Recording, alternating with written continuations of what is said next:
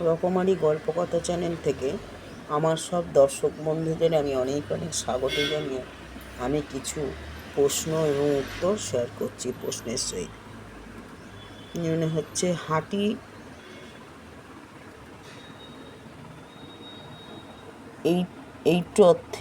Eighth parallel কোন দুই দেশের সীমানাকে বলা হয়?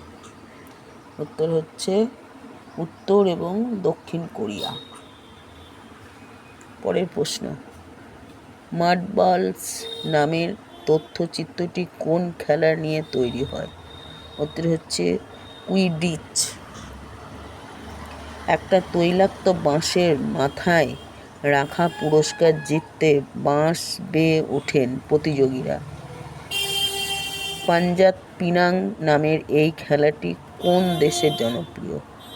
কুইডিচ। টকিং টম যদি একটি বেড়াল হয় তাহলে টকিং পিয়েন কোন প্রকার প্রাণী?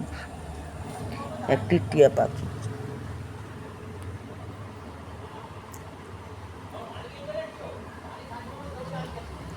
আমি আবার পরের প্রশ্নে আসি।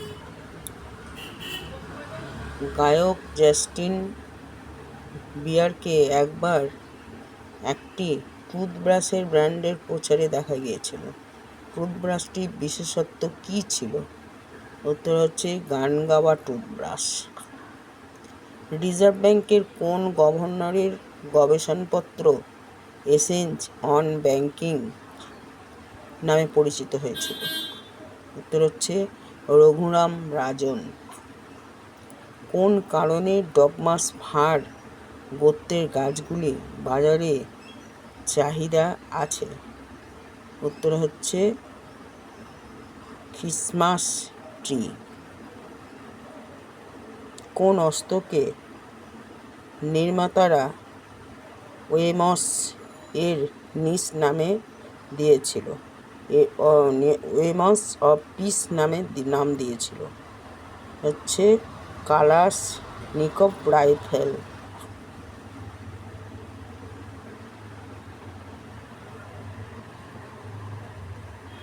আমার এই প্রশ্নের উত্তর আপনাদের যদি ভালো লেগে থাকে অবশ্যই একটা লাইক শেয়ার করে দেবেন, কমেন্টস করতে ভুলবেন না।